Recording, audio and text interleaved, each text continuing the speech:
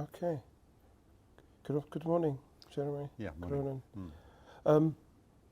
Over the last time, you've been either seen as a friend of the dominant views within the party, meaning the African National Congress, or as a foe of certain views, and you get attacked by the dominant voices without mentioning your name. How do you feel about that?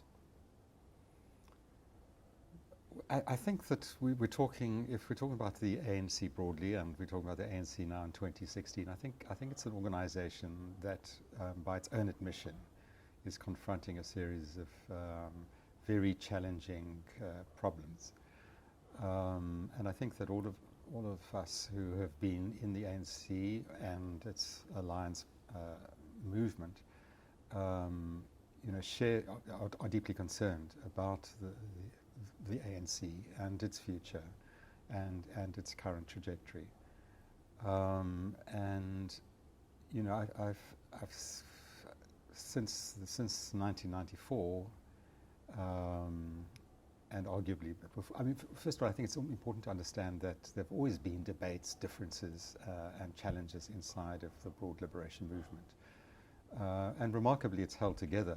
It was, compared to other liberation movements that were forced into exile, the ANC had a long and very dispersed exile and returned from that exile perhaps more united than when it had gone out into exile.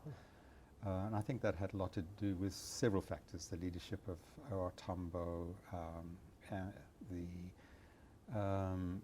deep history of the ANC, and many other factors.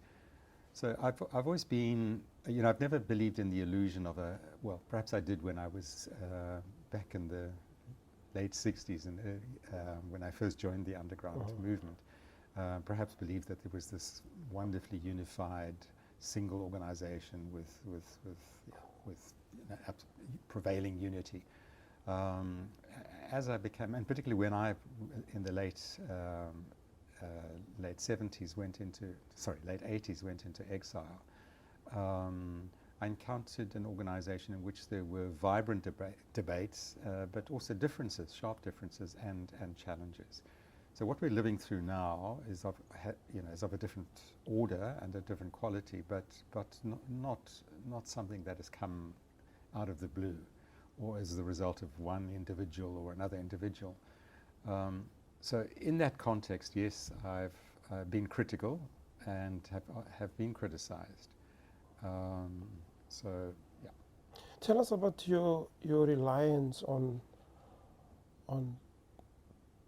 being poetic and writing poems in Parliament, in prison. Yeah. What did that mean at the time? Because you were quite reflective in your book called Inside. Yeah, no, I'm no longer writing poetry, and I think my poetry writing has gone through two phases basically. So there was a period. I'd written poetry as a youngster at school in a rather romantic and somewhat embarrassing way, and also when I was in prison, I was able to reflect on my early efforts at being a poet, basically. And they'd always been cramped by the fact that I was indulging. I write lyrical poetry, basically, and lyrical poetry is about your personal, individual feelings and sentiments and emotions. And I realized that they were the emotions of a young white South African male, and there was something inauthentic about them, so I felt. When I was in prison, I had a desperate need to write poetry, and particularly after the death of my first wife, while I was sitting in Pretoria maximum security prison. So it was a way of dealing with that bereavement. I was not allowed to attend the funeral or even visit her when she was dying in hospital and so forth. So the normal social rituals that enable one more or less to deal with a bereavement of that kind, I was deprived of them. And so poetry became an important way of expressing feelings, dealing with feelings, but also disciplining them, putting them into a structure, in this case a poetry structure. And but also I felt my poetic voice was liberated, ironically, because I was in prison. So I felt that I could speak emotionally, not as a privileged young, or relatively privileged, because I didn't grow up in an extremely wealthy family, but a relatively privileged one. I was able to speak from the perspective of a minor victim of the broader oppression going on in South Africa. And so I tried in that early poetry, which got published in Inside, to connect my subjective feelings, my loss, my bereavement, and so on, to a wider bereavement that the great majority of South Africans were suffering from, but also fighting against in an active struggle. And so the poetry was able to make a link between the subjective and the broader objective. But a lot of the poetry, also looking back, was sort of expressing a yearning for a united South Africa, that despite all of its differences, despite the terrible violence that was being inflicted on South Africa by the apartheid regime, and Southern Africa, of course, I wanted to, through the poetry, reach for a vision, for a belief in the possibility of some kind of non-racial, non-sexist unity, to put it in blunt, unpoetical terms now for the purpose of the interview. So that was one phase of the poetry, and there were a couple of collections that came out of that. And to my surprise, and after coming out of prison in 1983 into the UDF period, I was wheeled out as a veteran of the struggle, which I wasn't, but I'd never heard Nkosi Sikeleli sung before going to prison, because it was the deep, grand ideas of apartheid oppression, the late 60s. And early 70s before I went into prison. But I performed poetry into the sort of mass rallies and other things that were happening in that new upsurge of social struggle, of social movement struggle that characterized the UDF period. And I discovered not all of my poems worked in those situations. Some of them were rather personal or lyrical, but others did. And it was a wonderful fulfillment for me to be able to talk into and to receive some kind of reception for some of the poetry. And it was a way of still working through a bereavement that had not been able to be worked through, but now in a collective situation. And obviously I was quite self-conscious, and I think the reception was also that I was a representative of a white resistance tradition. I like to think of myself as a representative of a red resistance tradition as well, and not just a white one. And that was, I think, I played a small part in convincing many people who had come into the struggle, understandably, through a narrow black consciousness, that as important as black consciousness was, it was important also to try to build a non-racial South Africa, and that there were at least there was a minority of a minority of a minority of whites who, and I was just a small part of it, an important tradition of Bram Fishers and Ray Alexanders and Joe Slovos and so on. So the poetry also politically served that function. But then my next moment in writing poetry was in the post-1994 period, and the poems are quite different, actually. I hadn't quite internalized that at the time, but looking back now, so I began to realize that, increasingly, that one needed to puncture and use the tool of poetry, amongst other things, puncture the too easy rainbow nation mythology that settled in the 1994-95, that early period. And so the poems they tend to be longer poems. They tended to be quite skeptical poems, still with a longer term optimism and hope for a different kind of South Africa, but warning against this sort of too easy reconciliation. Quite a lot of the poems were looking at the denialism around the HIV/AIDS pandemic that prevailed and the denialism that was there and so on. And others dealt with similar issues of. So I think poetry is often for me it's often been a recourse of when one has a sense of isolation.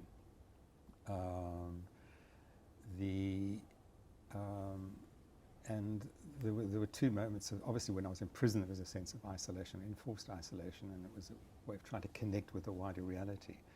Particularly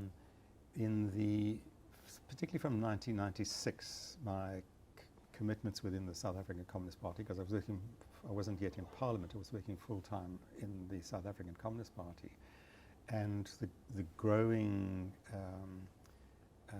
debates within the movement around not just macroeconomic policy, but leadership issues as well, and styles of leadership issue. So some of the poems that I wrote were also deeply admiring, which I am and remain, but also critical, with an edge of criticism of the persona of Madiba, who I felt was being elevated Hollywood style into this perfect sense, something that he denied being himself. Yeah. So could you tell us at the time there was a mystique around the leadership in prison, in exile, and in South Africa at the time. Yeah. But there was the united yearning for, to use your words, for a non-racial society. Give us insight into that. Okay, that leadership at the time. Look, I think there's several dimensions to I think the question, or implicit in the question that you're asking. And perhaps if I can go back to pre-1994, because I think a lot of the dynamics of the present relate to that. So, and there are many entry points. So let me go through one entry point into the issue. So I came out of prison in 1983, having existed in a tiny underground cell, basically, which managed to survive for quite a few years, unusually actually at the time, because the life expectation was about 6-7 months of these underground cells. So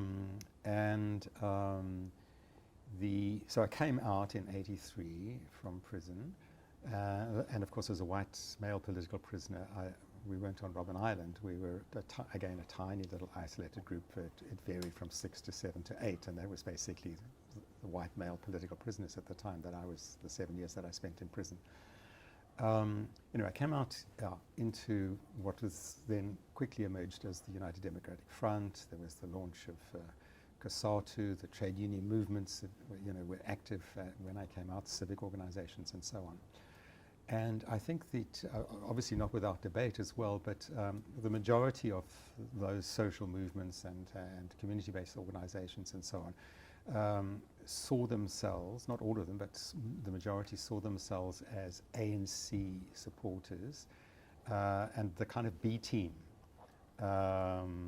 awaiting the arrival of the A team from Lusaka or from Robben Island prison.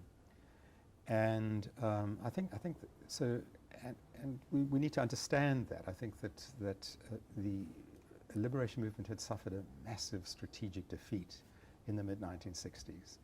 The apartheid regime really thought that the acronym ANC had virtually been eradicated for all time. And remarkably, the ANC picked itself up.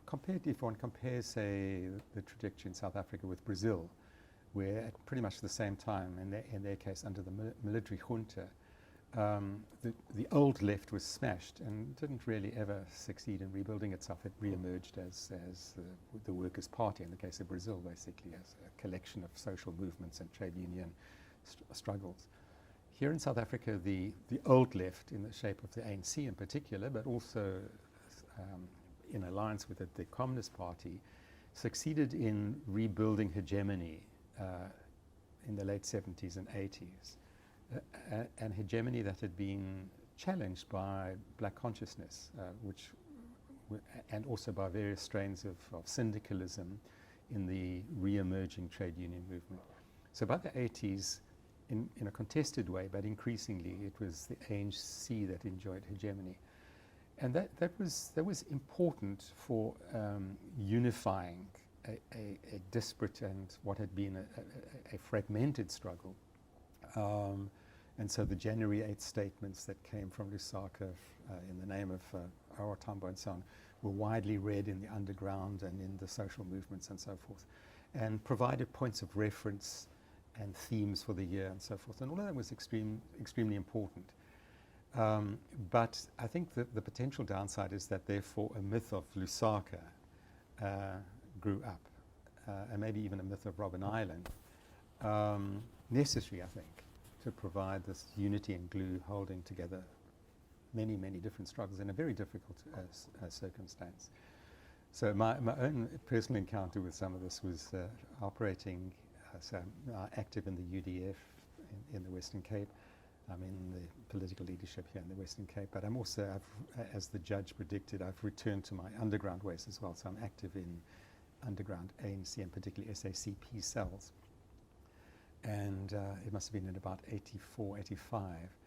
We were running into a challenge in the trade union front. I think it was in the food and canning sector. And we sought guidance from what we regarded as being the leadership outside in Lusaka. So through complicated means, we wrote, using secret ink and using couriers and so on, we got a message out to Lusaka saying, please advise us. Should we, what is the correct approach in regard to this personality and that personality of contesting the leadership and the direction of this particular trade union? And we waited for months and months and months to get any kind of reply. And eventually we realized we needed to use our own local intelligence and understanding of the dynamic. And if we were making a mistake, then so be it. But simply to ignore and do nothing while waiting for instructions wasn't going to help. So we proceeded with doing something, which I think turned out to be more or less right. And then months later, finally something arrived from Lusaka. It had completely misunderstood the issue, completely misunderstood the terrain, and the instructions they were giving us were just actually useless, to be quite honest. Well-intentioned, I'm sure.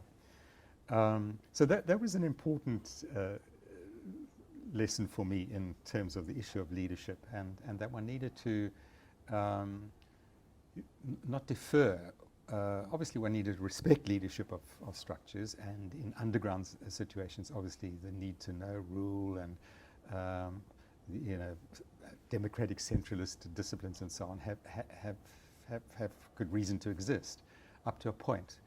But when they become a way of deferring responsibility or expecting too much from those who are out of touch or who are very distant from a reality, it's problematic, doesn't help, doesn't work. And then later in 87, I had to, the rest of my cell got arrested, so I managed to evade the police this time. I failed in in the early 70s, but this time, and skipped the country. And it was very interesting I went to London, but then to Lusaka. It was very interesting to be in Lusaka because there'd been the great myth of Lusaka. Lusaka says this, Lusaka says that in the underground and in the UDF period. And we were always puzzled because there were factions, of course, in the UDF as well. And all of the factions always said, no, Lusaka says. And then when I got into Lusaka, I discovered why. There were several Lusakas, of course. And depending on who the particular contacts had been with of this or that structure, whether an underground structure or a UDF type structure, I think often in good faith, but not always, because there were sharp differences as well in Lusaka around strategic perspective and direction. A particular line on a particular issue, which were quite different. And so factions formed inside of South Africa, which maybe had existed in any case, but which were also not necessarily assisted by different views, different opinions, and different personalities in Lusaka. So I think that I brought with me a healthy dose of ongoing respect for the ANC in particular, which I think had amazingly survived a really difficult exile and was such a necessary reality to provide. You know, without an ANC, I think South Africa would still be in a Syrian kind of situation, because South Africa has all the raw chemistry for, you know, the multicultural, multi-ethnic nature of South Africa, plus the huge inequalities and so on. I mean, we have all the raw elements for you know, persisting civil war and dysfunctionality. And the ANC, this broad church organization with a deep history and a wonderful and honourable resistance legacy, you know, and on top of that, Madiba were absolutely critical for the complicated but very important democratic transition that we undertook in the early 1990s. So I respected all of that, but also had I think, a healthy, and which I'd like to preserve, healthy dose of skepticism and realism about this organization. And, you know, I've always, and it's something that I tried to say in the present as well, because the over sanctification of great leaders of the past, a Slovo or a Hani or an O.R. Tambo or a Moses Kotane or whatever. It's important to remember them and to really celebrate their contributions and so on. But when one erects them into, you know, these huge, impeccable giants, it's actually very demobilizing in the present, because you can only fall short of those standards. And it's important to realize that someone like Madiba had his serious shortcomings and huge strengths, of course. And the same applies to others that we lionize. I mean, Moses Kotane, I think, also was, you know, for instance, had made a huge, indelible contribution to our liberation as South Africans, but at the same time brought, you know, some downsides, and therefore very important to so I've, in the past, because you asked that, I've tried to use the poetry to inject that note of respect, but skepticism, and more now, less through poetry, but which I'm not writing particularly, but at the moment, but through political engagement, political discourse, articles, interventions of one kind or another, try to get that. Can we go back to a moment in history during the late 80s? You recently responded to the former President Thabo Mbeki's letters, and you highlight the whole question of Mbeki on speaking to the at the Cuban Communist Party conference. It was the SACP Congress, but in Cuba. In Cuba, yeah, where your delegation did not know about the negotiations at the time, but Thabo Mbeki spoke to the Cubans, and then in that letter, in your response, you indicate that Thabo Mbeki didn't brief you, and the Cubans asked you, didn't Thabo Mbeki brief you? Give us an insight into what was at play in at the time, as to why did you guys not know about the secret negotiations? While you're still arguing that there's a need for negotiations to take place. Okay. Well, I suppose part of the answer is they were secret, which is why we didn't know about them. But so it's 1989, and it's if my memory is right, it's April 1989. So it's quite close to what then became the breakthrough and the unbanning of organizations and so forth. And the still obviously underground and banned and largely exiled South African Communist Party holds its, I think it's 7th National Congress in exile in Matanzas province in Cuba. And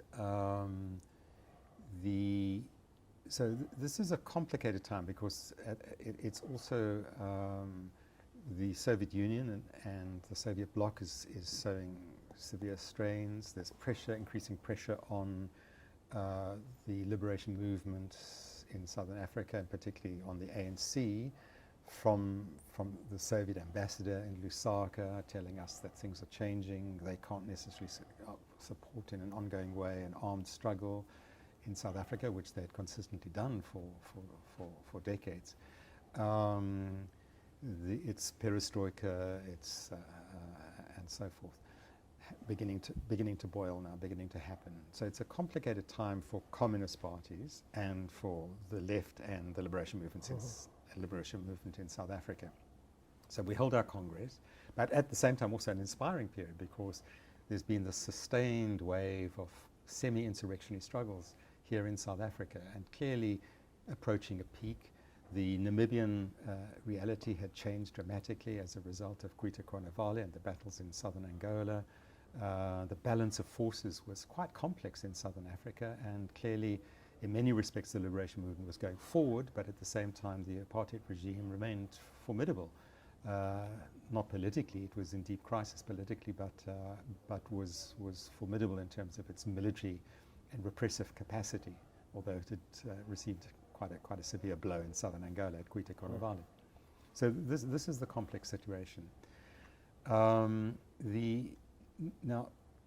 So that's one dimension to the Party Congress. The second dimension to the Party Congress in 1989 is that the debates that I was referring to that were ongoing in places like Lusaka within the broad liberation movement related to what was the strategic and tactical positioning of the liberation movement in regard to the popular struggles at home.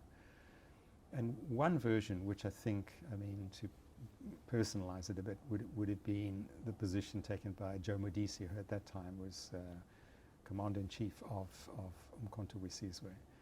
And it was a positioning which basically said we must prepare for negotiations. The role of the army, MK, is to build up its capacity in exile upon return to be integrated into a new democratic army, and to prepare an officer corps, an officer cadre, and so on. So that was one view. An alternative view, epitomized by someone like Chris Hani, but obviously more than just Chris Hani, was saying, no, the role of MK is to provide armed backing and defense to the insurgent uprisings that had been ongoing since 1973, 1976, through waves and waves of struggle. So it was a popular war rather than kind of building up in the rear a conventional armed force. So I'm slightly overstating the two positions, but fundamentally that was about. So the Party Congress was intended of 1989 was very supportive of the Chris Hani perspective on the meaning of the struggles that were happening. And the position was not anti-negotiations, but it was saying that the success or failure of any negotiations, or even whether there would be serious negotiations with the apartheid regime, would be dependent upon our ability to mount popular mass struggle, basically, and to sustain it, and to defend it as well. So the role of the armed struggle was less to capture the Union buildings, but more to be integrated into the popular uprisings. And so that was the perspective that prevailed, a kind of insurrectionary perspective that prevailed at the 1989 Congress of the Party.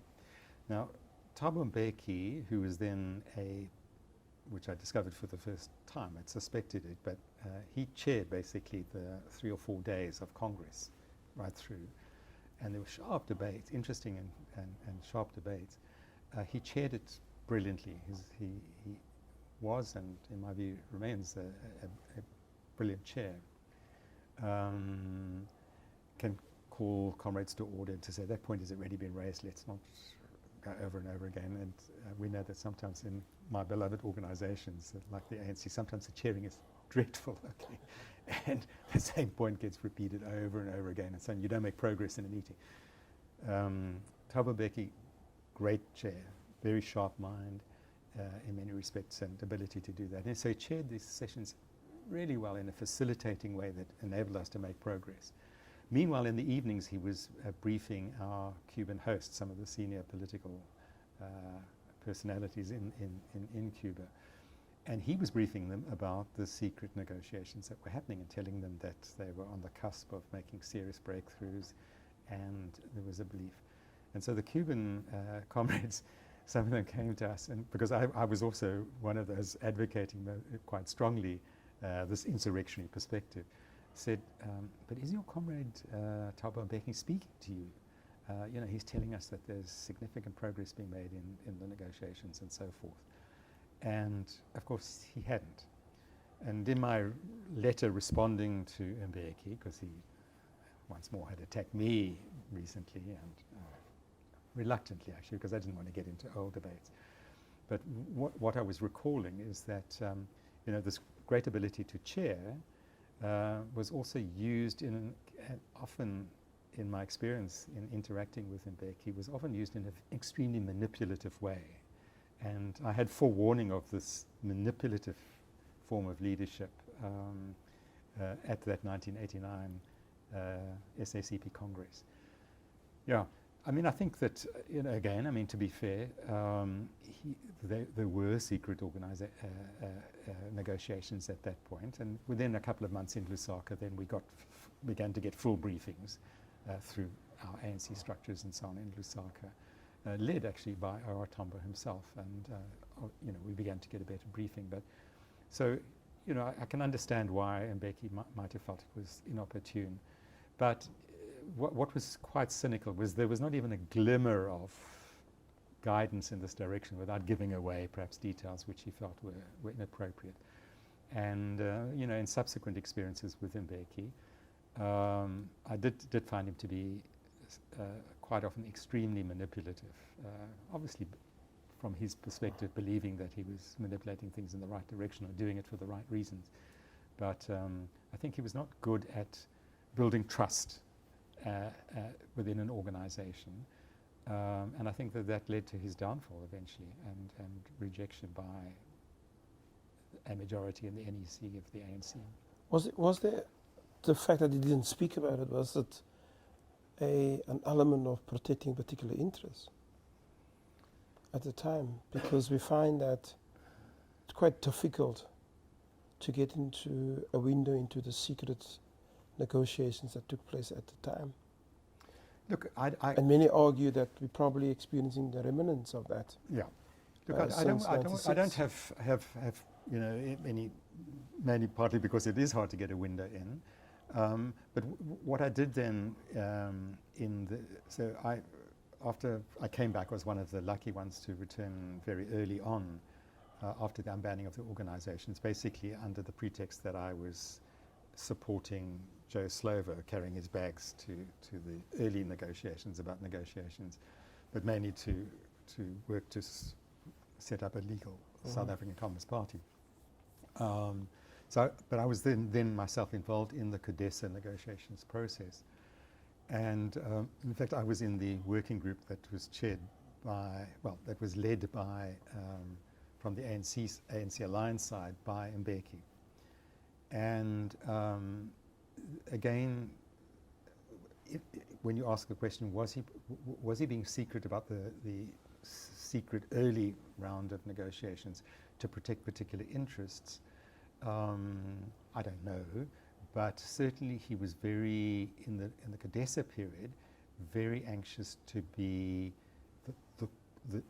the leader of that process from within the ANC, have the symbolic leadership of Mandela, but to be the critical channel and critical behind the scenes person. And so again, some tensions and problems opened up during the CODESA negotiations, and were not unrelated to the way in which, from an ANC and SACP perspective, we felt that Mbeki and the group that he's working most tightly with were not consulting effectively with the broader ANC team and with the broader, were giving away too much. And we also failed to understand the importance of keeping in play continued popular mobilization. And so I wrote a piece which was quite influential, I think, at the time, called "The Boat, the Tap and the Leipzig Way." which was published in the African Communist, but was widely read, trying to portray three different negotiating strategies that were at play from the ANC side, and obviously supporting one against the two others, which I felt was wrong. The one was, I called it the boat, the tap, and the Leipzig way. The boat referred to those who said, don't rock the boat, meaning, you know, don't mobilize at a branch level, at a community level, and so on, because then you're just rocking the boat of the negotiations are going well. The apartheid regime is basically ready to settle. My colleague Aziz Pahad at the time said that the National Party has accepted every single clause of the Freedom Charter. So don't rock the boat, basically, was the line. And, you know, certainly from the Communist Party side, and I think many in the ANC felt that it was, it was a misreading of the situation. First of all, the apartheid regime was using a low-intensity conflict strategy as part of their negotiation strategy. They understood, as we should have understood, that you can't achieve in a CODESA forum, World Trade Center forum, what you haven't also begun to win on the ground. You've got to combine forces. And so there was this horrible I mean, there were more deaths, political deaths, in that negotiation period than there had been at the height of the states of emergency and so on in the 80s. And that was because there was a very deliberate, use of by the National Party and its apartheid regime to destabilize the ANC and to isolate the ANC negotiators in the World Trade Center and disconnect them from the one key strength that we had, which was popular support. Their strength was, of course, their military and intelligence and police capacity. Our strength was popular support. And if we demobilized that support or lost connections with it, we were going to be in trouble in the negotiations. And so the Mbeki wing... What was the second and the third? So the second perspective was what I characterized as the tap. And in my view, it was pretty much, I suppose, where Madiba came down. So he understood the necessity of not just relying on the negotiations, but it tended to be turning the tap on and off of popular mobilization. So he was great at certain moments when there were crises. I mean, the most obvious one was the assassination of Chris Hani in 1993. And Madiba provided huge leadership into that process, to the country and not just to the ANC. And he basically, I mean, in fact, the F.W. de Klerk, the nominal president at the time, went AWOL in the midst of the crisis that then emerged. And obviously what Wallush and Darby Lewis by their own admission had wanted to do was to provoke a race war, anger, and so on. And there were forces within our movement also who said, well, it's now to hell with the negotiations, back to the bush, basically. There was a prominent SACP leader in the Western Cape who's no longer around, but who came out with that line and said we should have, and Harry Gwala at the funeral, that huge mass funeral at the FNB Stadium, came close to calling for, the abolition of negotiations. Let's walk away from. And Madiba and Slovo and the majority of the ANC came in and said, people are angry. You're absolutely right to be angry, but don't play into the agenda of the opposition by just going crazy. Let us use our anger. Let's mobilize and let's ensure now that finally this deadlocked negotiations process, that we achieve our key demand. And within 2 weeks, the regime had settled because we used the popular mobilization, and Madiba understood that. But there were other times when he tended to fall into don't rock the boat. You guys, with your self-defense units. So one of the things that the Communist Party was doing was we agreed, and we used the authority of Chris Hani, who agreed with this as well, that it was right to suspend the armed struggle in the midst of the negotiations to send a strong signal. But suspending the armed struggle and offensive actions by MK didn't mean that you renounce the right to defense of communities that were being just slaughtered by Witducker, by Inkatha forces, so-called third force, which was really the first force, but pushed in front by the third force.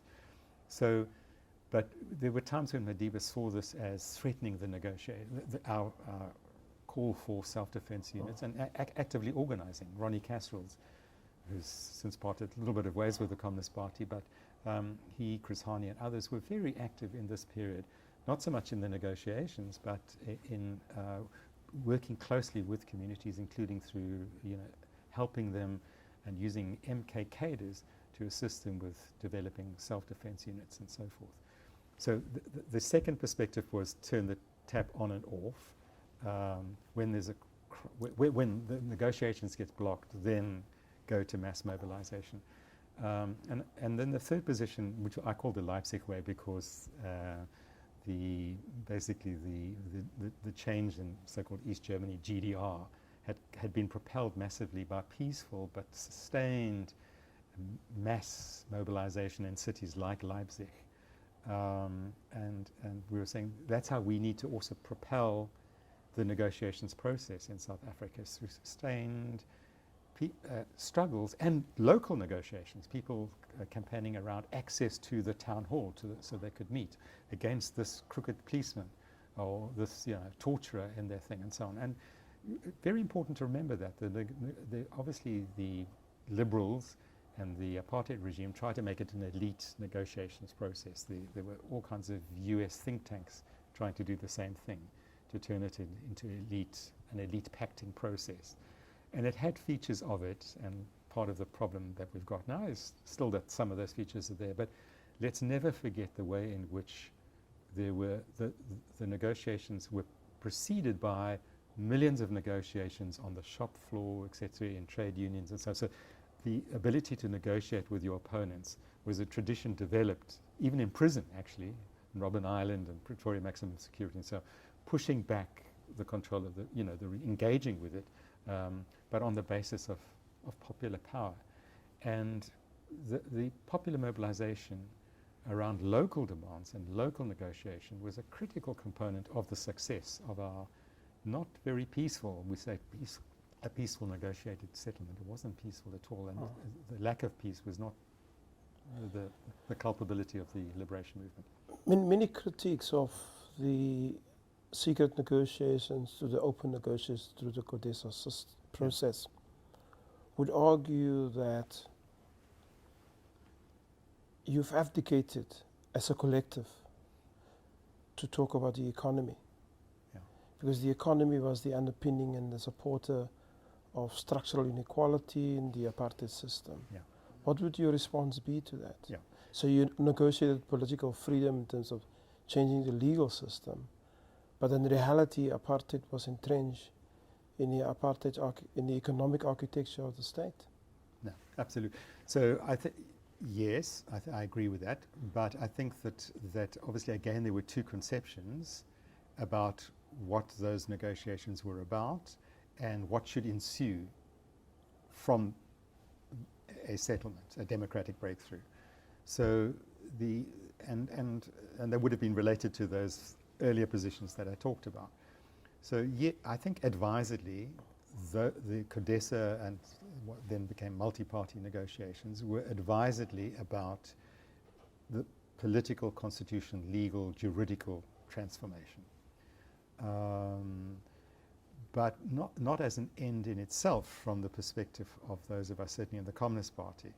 The idea was that a majority rule, and this was going back to the late 1920s in the case of the Communist Party in South Africa, the idea was that in order to advance significantly in terms of socio-economic transformation and to deal with the colonial reality, both the external colonial or imperialist reality as well as the internal colonialism that were characteristics of South Africa, that what was essential was a constitutional, if you like, one person, one vote, democratic breakthrough, what the Communist Party as early as the late 1920s described as a native republic or a black republic was the critical route and necessary phase in order to then advance significant socioeconomic transformation and change. So I think I'm not a critic of the Codesa negotiations, but perhaps because I was active in it. They were only very tangentially about economic issues. So the property clause, for instance, in the Bill of Rights, obviously touched upon economic considerations, and in my view didn't betray anything. So in my current public works deployment, I've been active in pushing through the expropriation bill. And in my view, there's nothing in what was conceded in the property clause of the Constitution that undermines significant expropriation to address the huge inequities, social and economic inequities in our country. On the contrary, if you read it carefully. But yes, it's right that it was a negotiation between political formations about essentially, and what was the critical issue? What the regime was trying to achieve was a settlement in which a constitution would be established through an elite pact. And that was the critical blockage that at the time of the assassination of Chris Hani, for instance, was at play.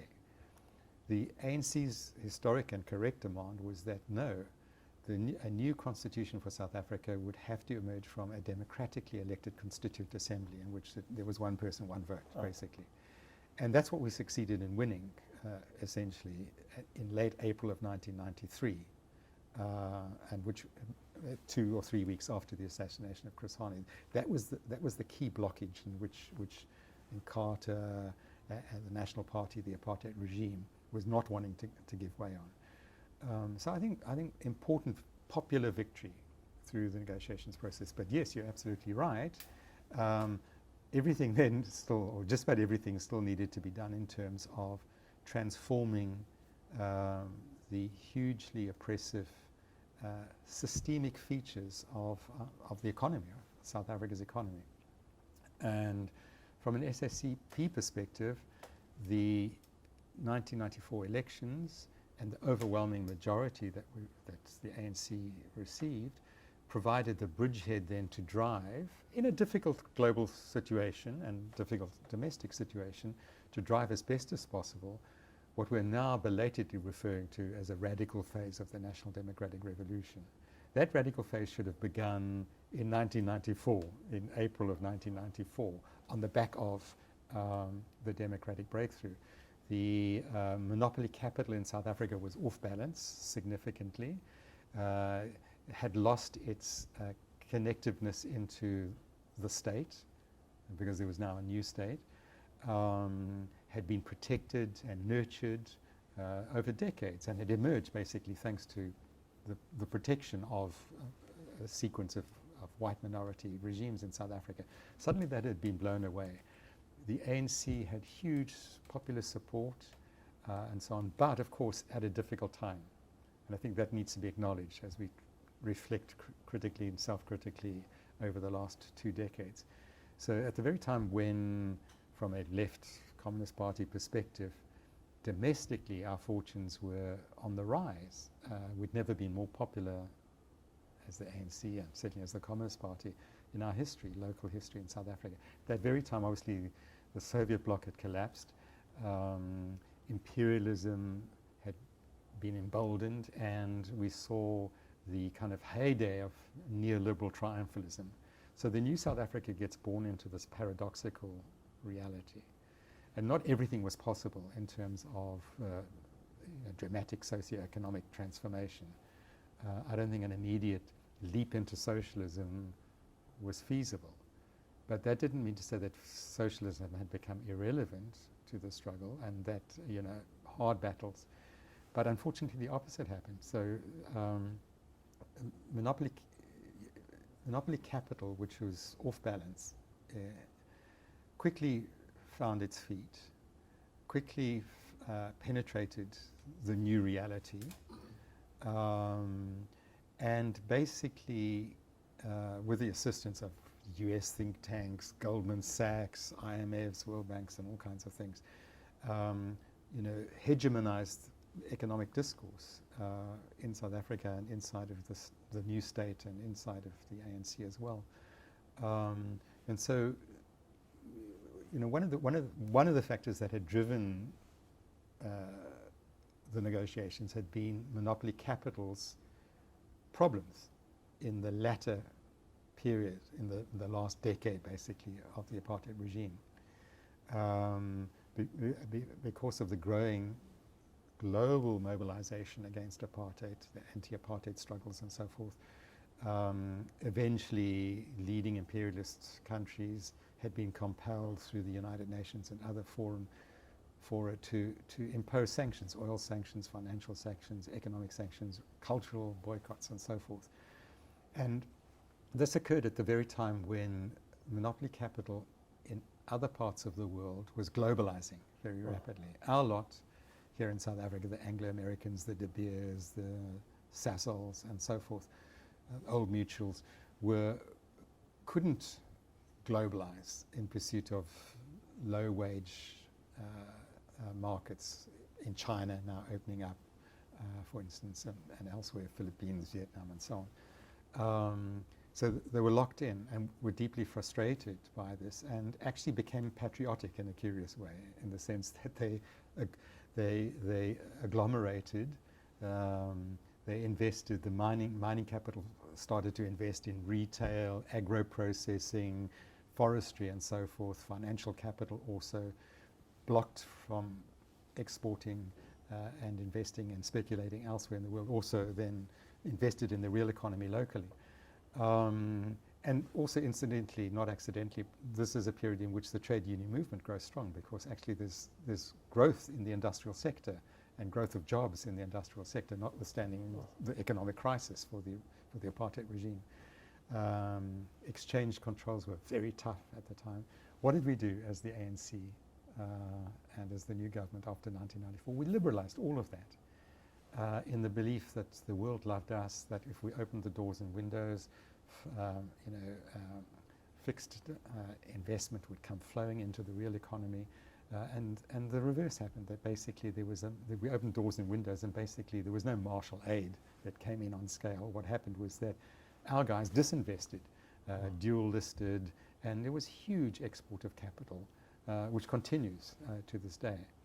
So we lost in a difficult world situation. We lost an important opportunity. We were kind of bewitched by the neoliberal theme and the idea that this was there were no alternatives, and this was the only way to go. But wasn't the beginnings of that the statement that the senior Rupert made when Mandela was saying on the winning of the election, the first election, that nobody's going to stand in the way of the reconstruction and development program, which was the ANC's manifesto at the time. And he then made a public statement, the senior Rupert, John Rupert, to say that... Anton, It was Anton Rupert. Yes, to say that the RDP will never succeed in South Africa. Okay, so the RDP, and I was actually, along with Alec Irwin, as it happens, co-chair of the drafting committee of the RDP process. And it was a deeply contested site within the ANC, and obviously then beyond.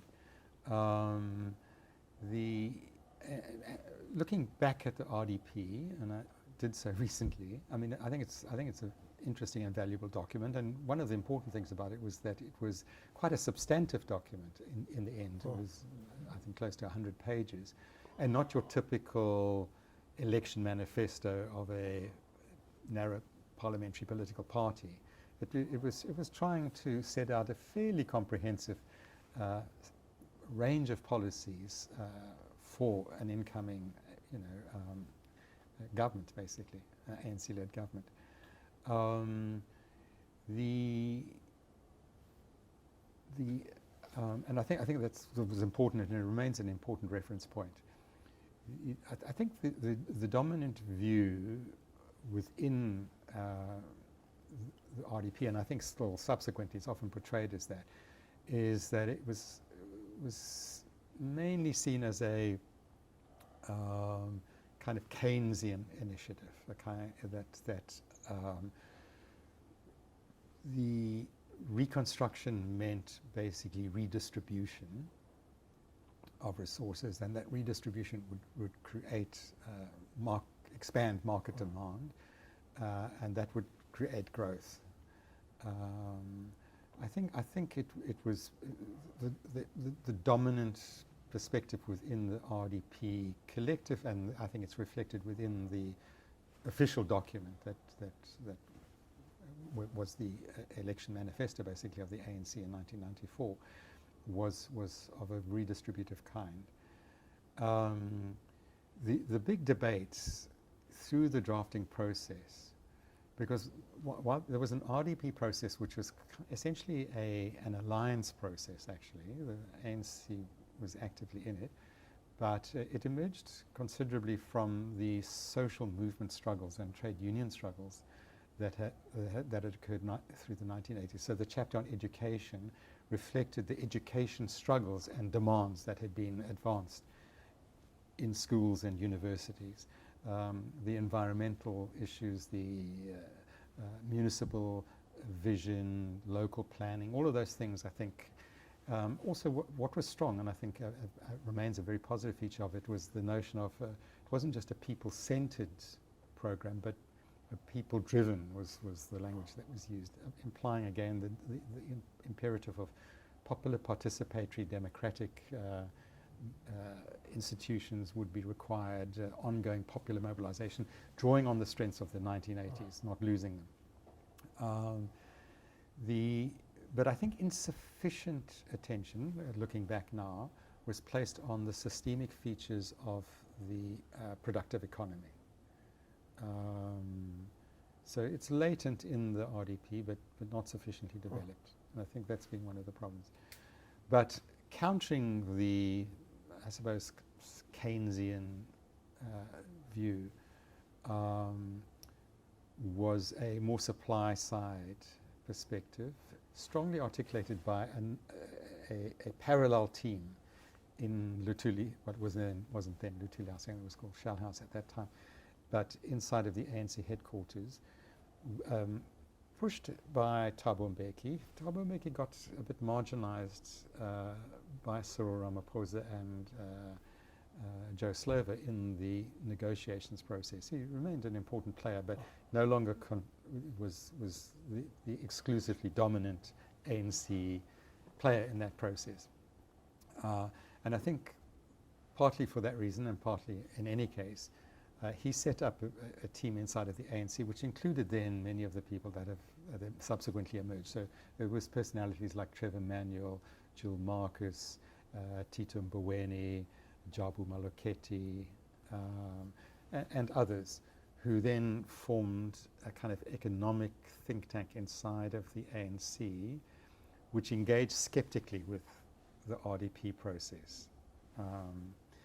And essentially their argument was that, no, it's what you require in order to do redistribution is not, it's not redistribution first, it's growth first.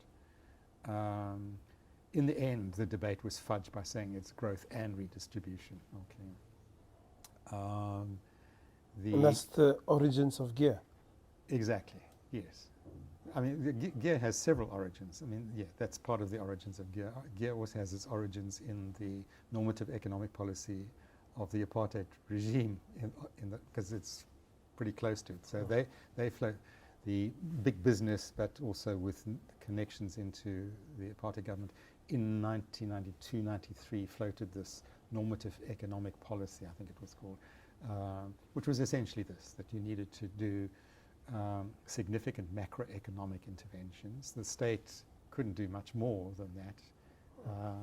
Needed a lean and mean state, basically, but could drive through macroeconomic policy to stimulate growth, basically create an investor-friendly climate. So it was about liberalization, privatization, and so forth.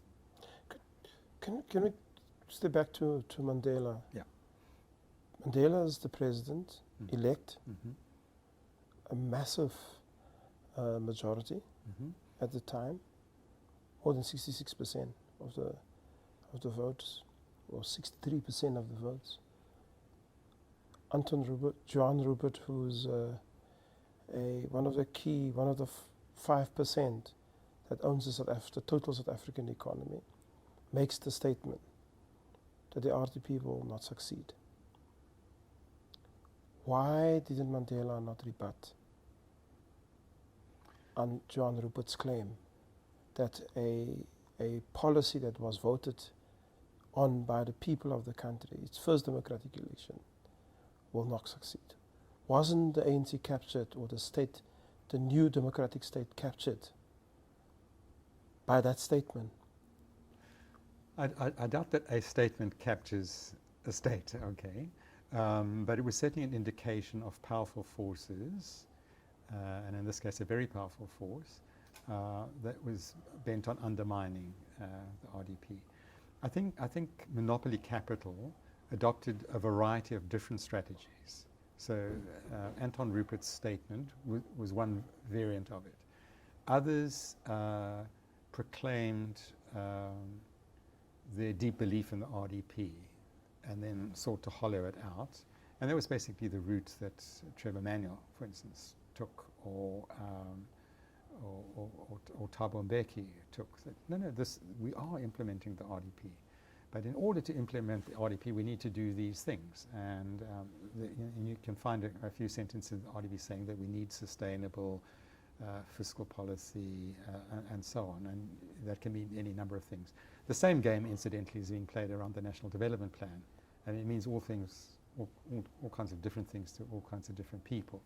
And it's quite an eclectic and, in my view, very uneven document with, I think, some interesting things and some very untested things and some strange things. So political games often get, so yes, Anton Rupert had the confidence and not... Johan. Is it Anton? Johan. Well, Anton was the father. Anton. And Johan is the new big Rupert, yeah. So I suspect it was Anton at the time. Now, the Ruperts, including now, today, if we're talking about state capture, the Ruperts don't depend on government particularly, other than, well, they do in the sense that they continue to invest in South Africa to some extent. I mean, they invested in, I think, 36 different countries globally through Richemont and others. But they're not operating in a highly regulated sector, okay, like Naspers News 24, okay. So the Rupert style in regard to the new political reality has always been rather dismissive, and they're happy to use the ratings agencies and others to pummel us into the correct, from their perspective, macroeconomic policies, because they don't want the rand to collapse.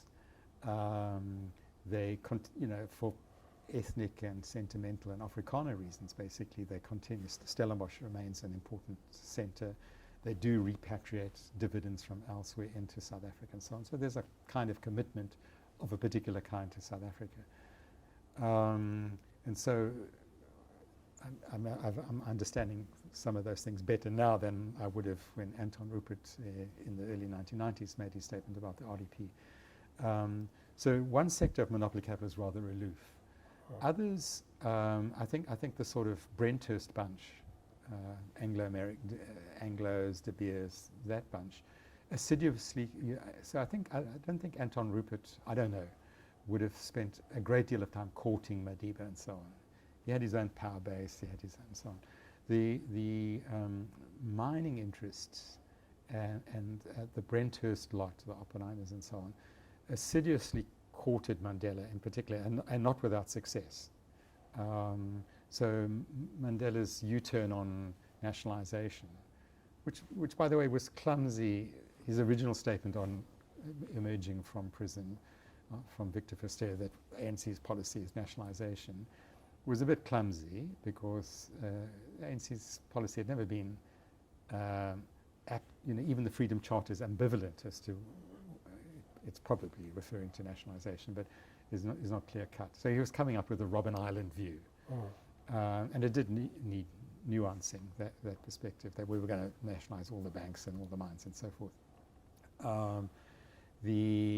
But of course the nuancing under the influence of what I'm referring to as the Brentist group, of basically English-speaking, well-established capital, changed quite considerably, I think, Madiba's views. And I think to be fair to Madiba, and to all of us for that matter, is that I think the ANC's strengths had been political, constitutional, popular mobilization. Economic policy had never been a great strength of the Communist Party or the ANC. So there'd been small pockets of think tanks and so on, but the brightest and the most active had been actively engaged in armed struggle and popular struggles in trade union activity and so forth. And so we hadn't developed a strong cadre. And then, of course, the early 90s is a period of crisis, not just for communists, but also for social democrats. I mean, social democracy was, even in Sweden, was now, in the early 90s, a pale shadow of what it had once been. It was on its third wayest perspectives, ending up with Tony Blair's and the like. I mean, miles away from its origins in social democracy. So there weren't too, and also the national liberation movements in southern Africa, in Indochina, in Vietnam and so on, had also been pushed back very, in Mozambique, in Zimbabwe. It's important to remember early significant advances on the economic and social fronts in Zimbabwe, in terms of education, healthcare, literacy, and so on, Mozambique as well. Those had been rolled back by the late 80s and early 90s, partly, mainly by destabilization by the apartheid regime, partly through structural adjustment programs and IMF, but also by internal weaknesses, corruption, and so forth that had occurred in the movements. So you've got an ANC in the early 1990s and a broader ANC alliance without reference points when it comes to economic policy. The reference points had collapsed or had gone soggy and so on. So I think we need to, to be fair, although in my view we should be very self-critical of opportunities missed in that period, we should also contextualize them and understand why subjectively a Madiba or a Trevor Manuel or whatever, in good faith, I'm sure, made the choices that they made. Last three questions is that the one is, over the period, there seemed to be a position ascribed to you in terms of the class of 96, that you got particular views of what's referred to as the class of 96. But there seems to be connections of the critique of the class of 96, also with Joe Slovo's The Battle for the Soul of the ANC. Could you give us an insight into what was that all about? Why, given the difficult circumstances, and given that there were different ideological positions around the economic policy, and the dominance of the global forces in South Africa and outside South Africa, why was there such a negative view towards the class of 96? And maybe it explained to us what was the class of 96? Okay, so what we call the 1996 class project, and it was a term coined, I think, by the South African Communist Party post Joe Slovo. So I think he died by the time we began to refer to the 1996 class project. Excuse me. But the 1990, obviously we're referring to the GEAR policy package, which in essence, as I've already said, was a view. Well, it's interesting to have a look at the origins of the GEAR policy, and I've had the opportunity to speak to some of the colleagues who were involved. The most interesting one I've spoken to is Stephen Gelb, who's actually written a few articles about it, because he was part of a task team that was assembled apparently in late 1995, in December 1995. And it was a time at which the South Africa's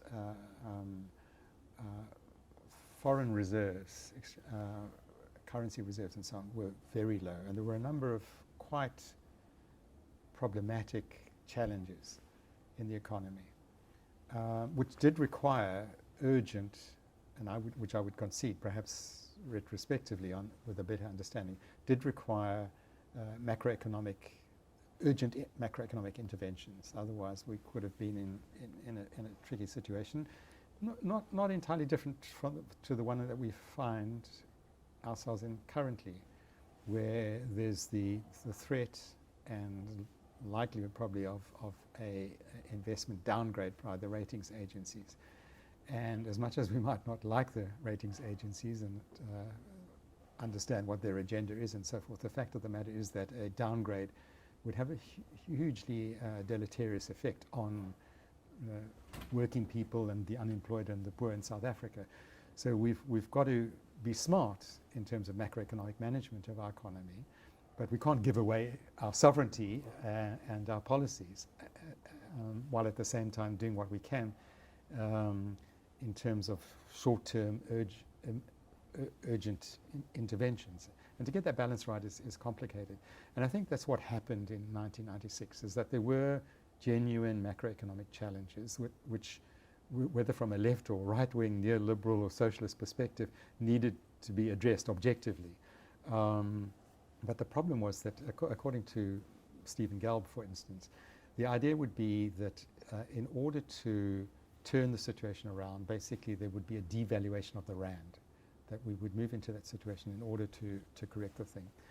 And as they were preparing the gear policy between December and mid-1996, the markets drove the rand down by some 20%. And so the dramatic thing, which is what the IMF and World Bank always say you need to do, you need to show serious intent with some dramatic thing like a devaluation. That thunder was stolen by the markets itself in July. So the gear policy was then announced in July, but without the thunder. So the thunder then became, it's written in stone. So it was like a shock therapy, surprise intervention. We were unconsulted as the alliance, as the ANC. I was serving on the ANC's NEC, and there was no information on this imminent policy. And then the second problem is it was presented not as a conjunctural intervention of a short-term nature, but as this grand policy that was going to produce sustained 5-6% growth. It was going to produce within 5 years 1 million new jobs and so on. So it was, highly, and it was introduced in this dramatic fashion.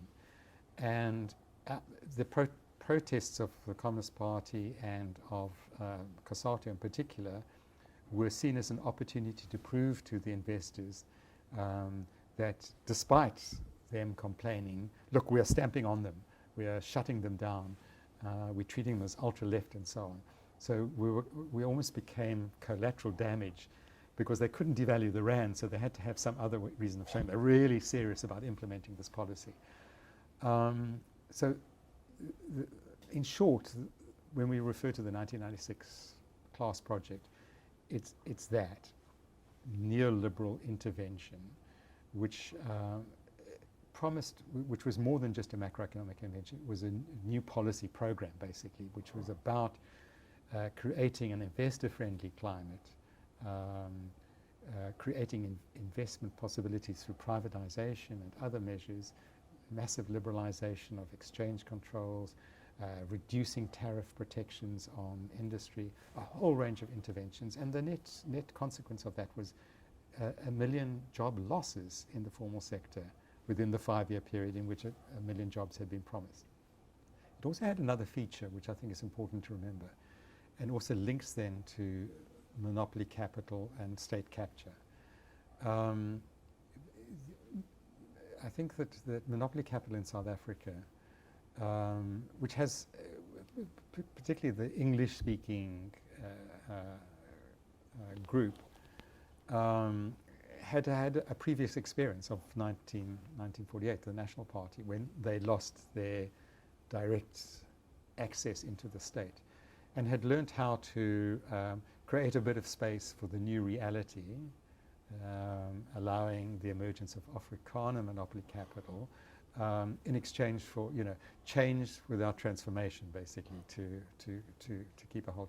And that was the same game they played again after 1994, and even in a few years before, as they they began to put their claws into the new emerging ANC leadership. And part of the deal was BEE, Black Economic Empowerment. Now, the words, of course, are, there's nothing wrong with black economic empowerment in a country where there's been this radical disempowerment of black people. But essentially, BEE has been providing some highly leveraged, highly indebted shareholdings to politically connected individuals within the ANC.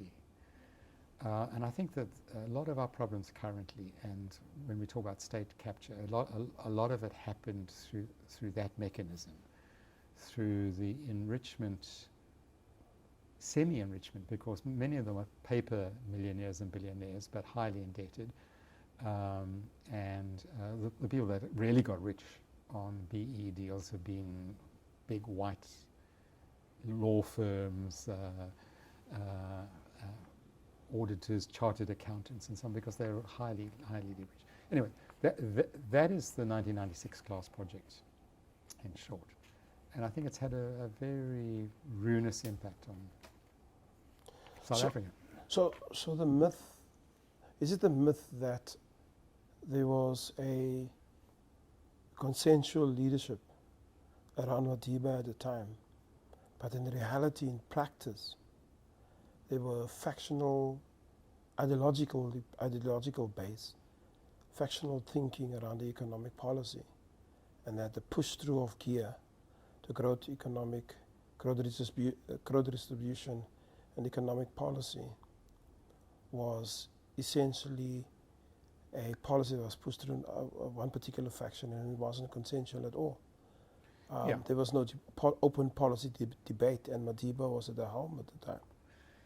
Yeah. Madiba was the symbolic figurehead, and I guess in politics it's important to have something of that kind, provided that it's not over sanctified and that there's a bit of a secular skepticism about any particular individual. I mean, what was I think that a grouping around Mbeki, to be specific, obviously working closely with capital, monopoly capital and so on, were critical in pushing it. And Madiba subsequently expressed regret. I mean, they drummed him up into cracking heavily. I mean, I suffered some heavy rebukes from Mandela in that period.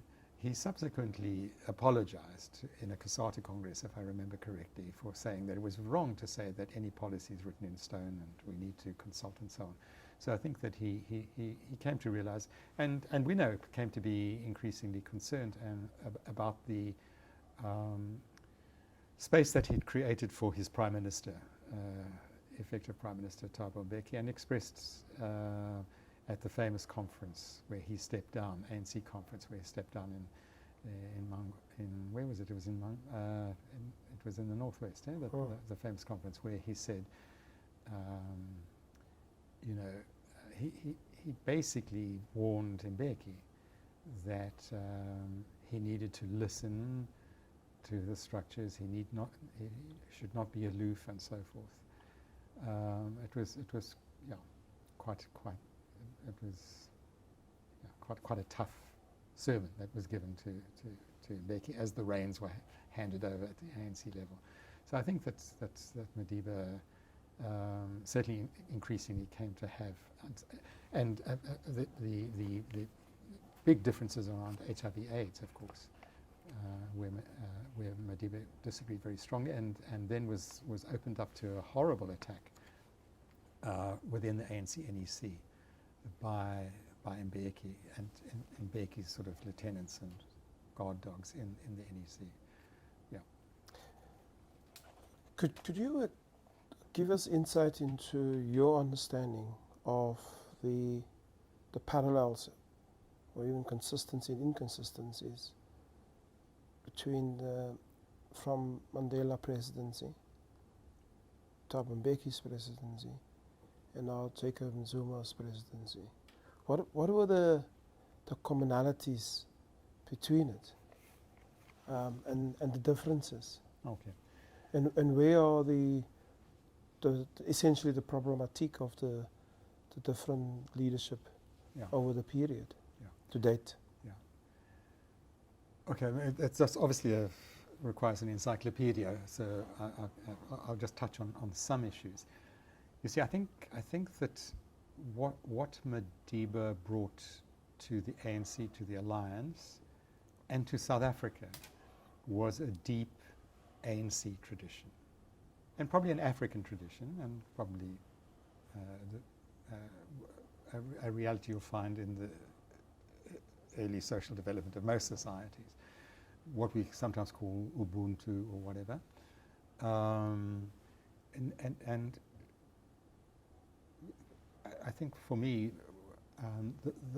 the ANC's founding objective is an interesting one, because it was its attitude towards identity was quite postmodern in its way. What the ANC understood in 1912, 2 years after the infamous 1910 Act of Union and the establishment of this new South Africa, which somehow neglected the fact that the majority of people living here happened to be black and not white.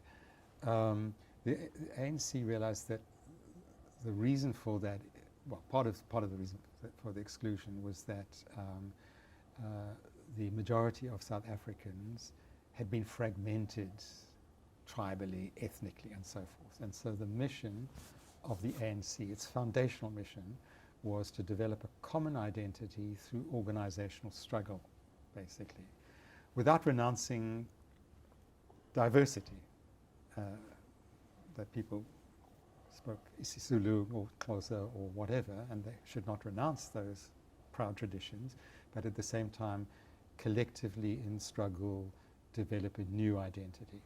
And so when the ANC back then said that racism, spoke about the demon of racism, it wasn't referring, interestingly, to white racism. It was referring to ethnic racism amongst African people. And I think that's the seed of a wonderful tradition of diversity and inclusivity.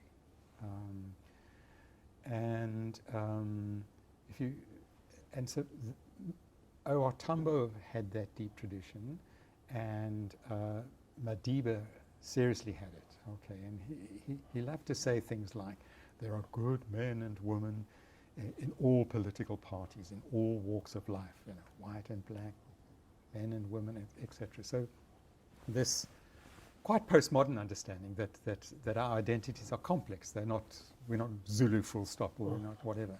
We're a complex and so on. And I think that has also grounded the ANC's remarkable non-racialism, which in a country with brutal white racism and white colonialism that the majority have suffered from, it's a remarkable reality that there's this generosity of, non-racial generosity, which comes and goes, understandably. I mean, black people have every reason to hate white people and to hate the racism that white people sprout still in the new South Africa. So there's that deep tradition, and I think that was the singular gift that of many gifts that Madiba bestowed, not just on the ANC and its alliance with the SACP and COSATU and so forth, but on South Africa. Not without its illusions, okay, but hugely important for the transition into a new, relatively stabilized constitutional democracy. Mbeki has a quite different personality and set of characteristics.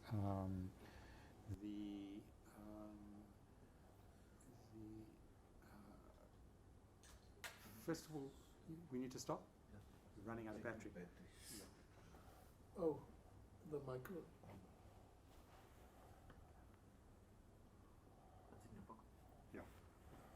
Oh, sorry. There we go. Okay, you need to start watching the time. But you also need to. Yeah, we close. Okay. So I put it in the pocket or just leave it out? No, consistent. Okay. Does he ever repeat that? Yeah, please. I must first check if Then- the sound. Okay, so I'm talking just for sound, just to check sound. Checking sound. Okay. Huh? Big. Okay, please go to 416 and just hold.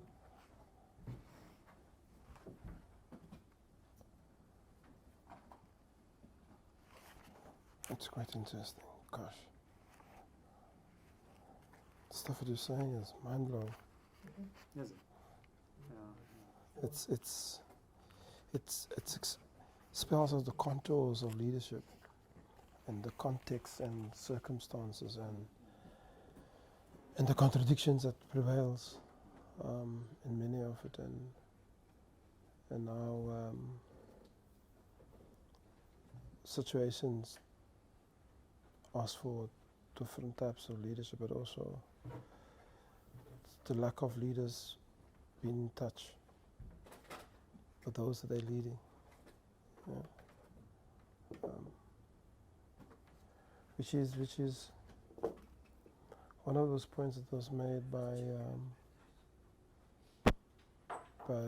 Ben and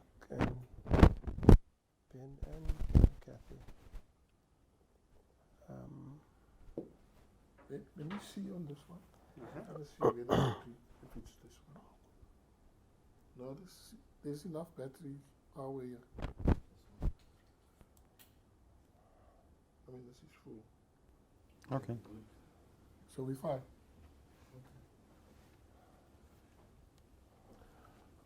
Okay, we just pick it up. Okay. You So we and sound is okay. Sound is good. Okay, so I was saying that the Madiba persona, deeply anchored in I think a strong ANC legacy and culture, but perhaps even in a traditional society culture where the notion that a chief is only a chief because of the people, and we're not talking about in South Africa traditional leadership of the Versailles Louis XIV kind. It's a leadership which is in close communication with smallish societies and the traditions of the Imbizo and Mahotla and so forth. All of those I think strongly inform a culture that was so well personified by Madiba himself. So of course it's impossible as a president of South Africa with a population at that time of 45 million or whatever to be in daily communication with every single citizen. But it was the style and aspiration that he brought and enjoyed listening and engaging with communities. I think that Mbeki was a very different kind of persona, more of an intellectual than Madiba. I mean, not that Madiba was not an intellectual, but an intellectual of a different kind. Mbeki, I think, tried to model himself on modern third-way politicians. When he was ANC president, he tried to shape the ANC into a movement, but into an electoral party, for instance. He was uncomfortable with the notion of it being a movement. It needed to become a modern party with a technical and managerial machinery, basically. And his approach to government was also a very managerialist approach to governance. And worked in secret, worked with small groups.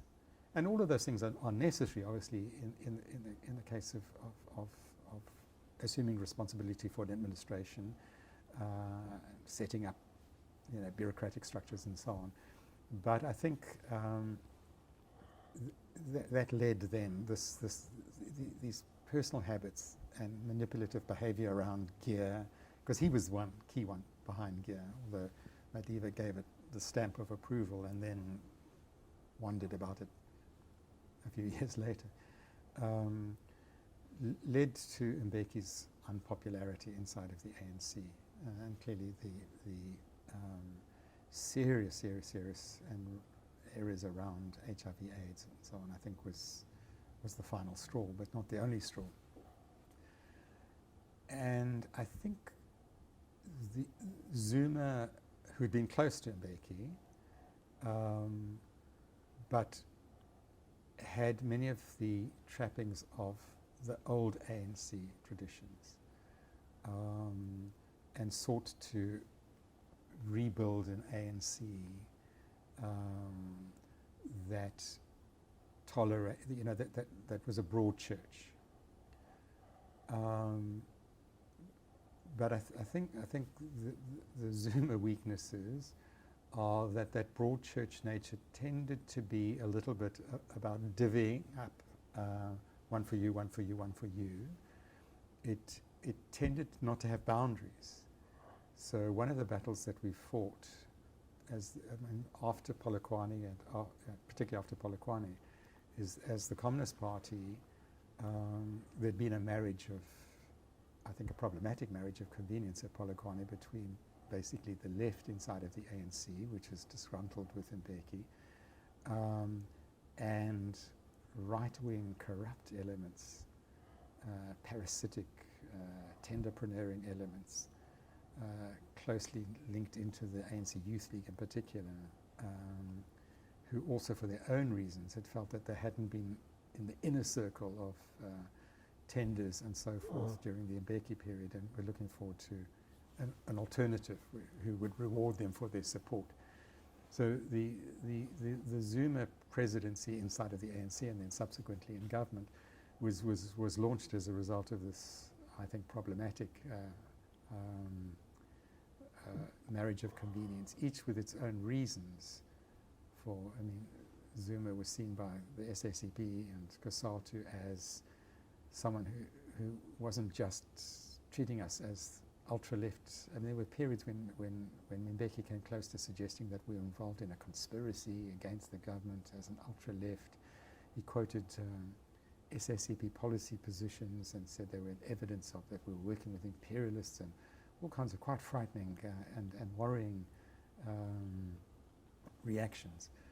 So there was not great like for Mbeki, to say the least, from the SACP and COSATU, and not just because of differences on economic policy, but because of quite heavy antagonism and factionalism directed against us.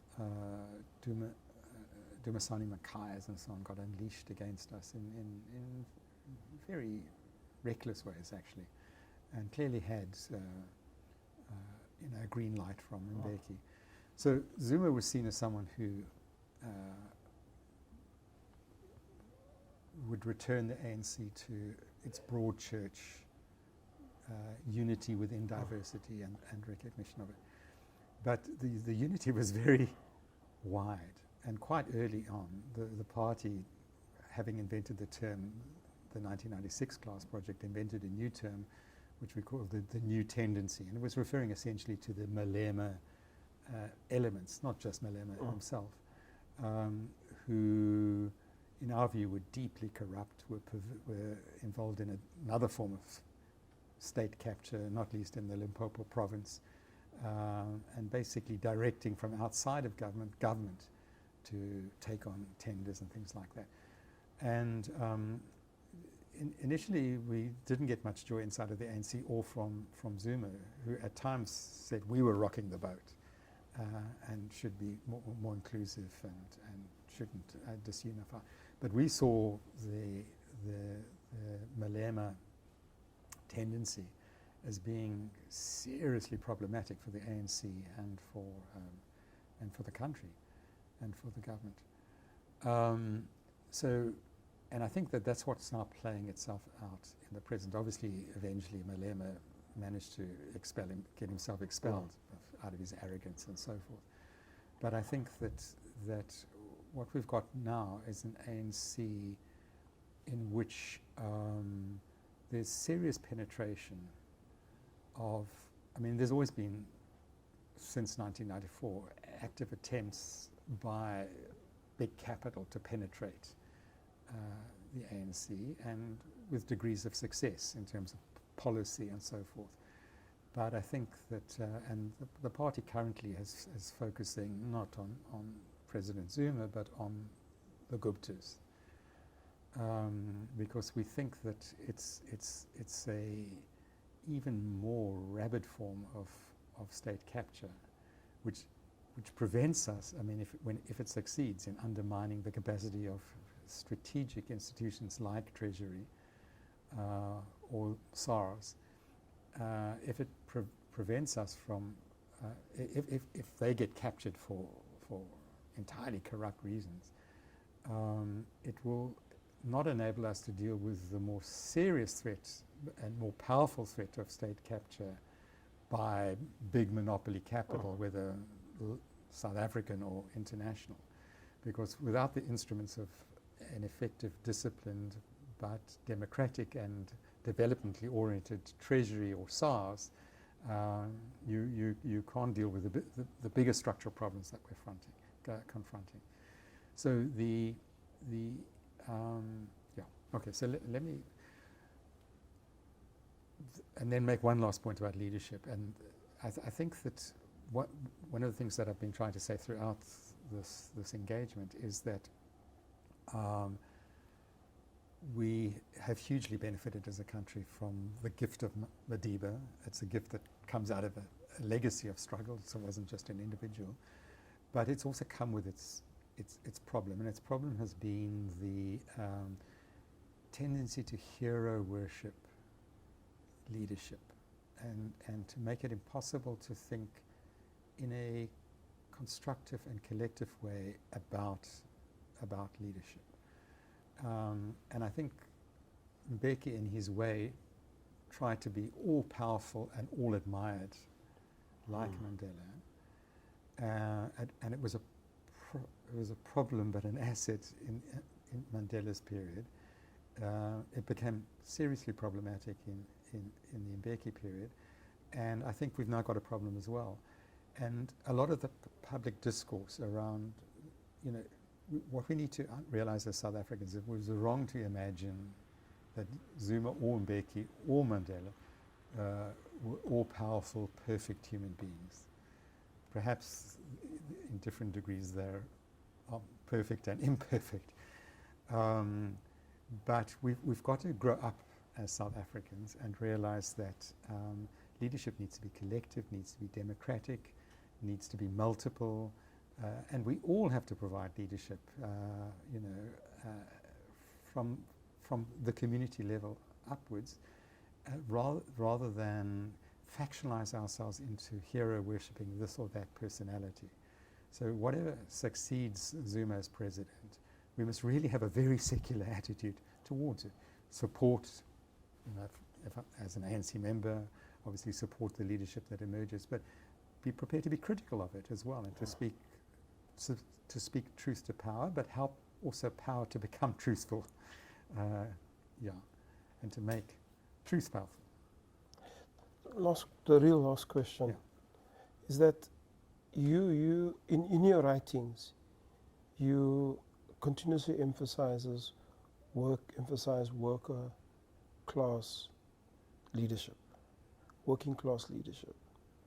But aren't you naive in that given the circumstances we find ourselves, that working class leadership will eventually graduate to become elite leadership? Given that, as you correctly argued, that political office gives people a platform to access a range of state resources. Yeah, I think I accept the implied, the direct criticism that your question has. I think that we need to unpack what do we mean by working class leadership, and it can't mean someone who was a shop steward in a union should become the president of the country, and that will make them, and that will be the guarantee of working class leadership. And maybe we should even move away in a country like South Africa, where there's such high levels of unemployment, underemployment, and so forth, from certainly from a narrow conception of the working class. A huge percentage of the proletariat, which is a word I prefer to use. Proletariat is basically those who have been deprived of independent means to make a living and depend on selling their labor power. But there are many willing sellers and not too many willing buyers in South Africa when it comes to labor. And so a huge crisis of unemployment, marginalization, alienation.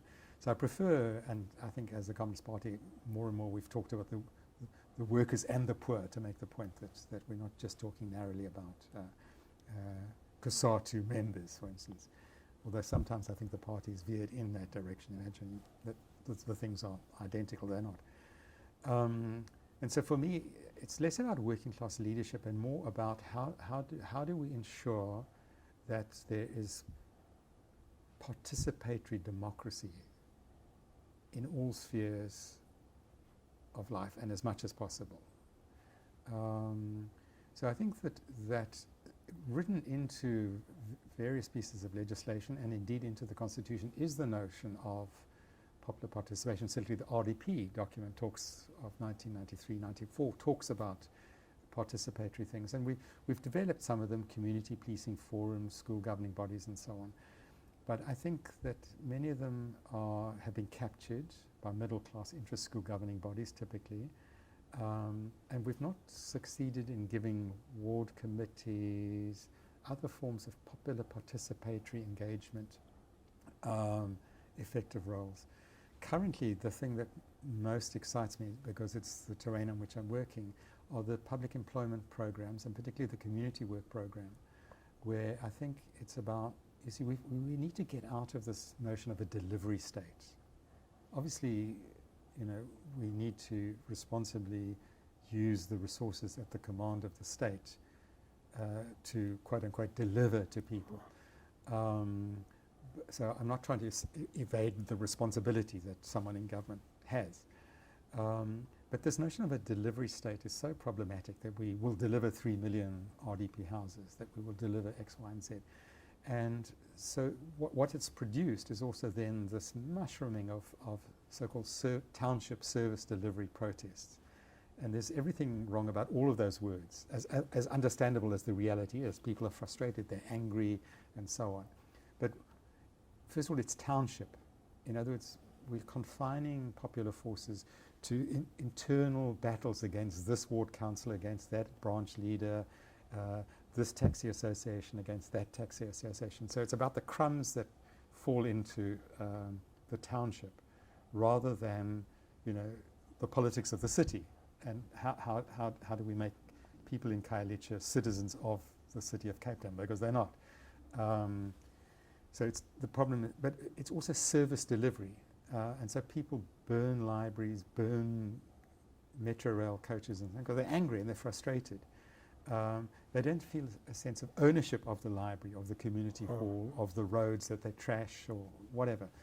And that's because we've got into this mode of leadership, I guess, but also the notion of government as a top-down deliverer, rather than, to go back to the 1980s, people were their own self-emancipators, even if they thought that the ANC was going to come across the Limpopo with Russian tanks and liberate them and hoist ANC flags on the Union buildings.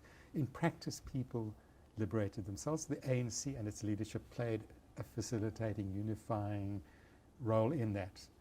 Now we've kind of lost that seriously, and I think it's the root of many problems. And that's what I'd like to see us get. How do we reaffirm community leadership? In the old days, who got elected to an ANC branch leadership was your local choir master, your local soccer coach, the local rev. It was community leaders, the local nurse, staff nurse or whatever.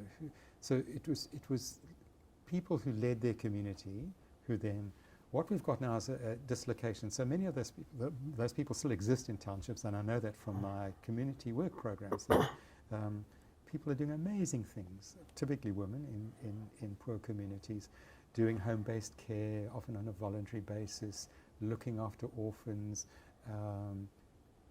holding a community together and building community cohesion and so on. But the us politicos are distant from that reality typically, and we're involved in our own factional battles. We're competing to see which is it B list or A list that is going to be the list that exclusively wins the branch elections and so on. And so it's often quite young people, but funded by older people who've got interests in tenders in the municipality and so forth. And so politics has become terribly perverted in this new reality. And large numbers of so people basically are wanting delivery from a leader, and they know that if they burn a school, they'll finally get the premier or the big man leader or the president, whatever, to come and visit, and then there'll be some short-term intervention. And so how do we change that reality and culture? There are not easy answers to it, but unless we do, I think we're in for a downward spiral. We're really in the vortex of that downward spiral. How do we tap in, rebuild community cohesion, leadership that is community leadership? It's perverted seriously by electoral politics. How would you like to be remembered? Not to make you to be monumental about certainly it. not want to be monumental. How would you like to be remembered, and what would be your message to the youth of South Africa?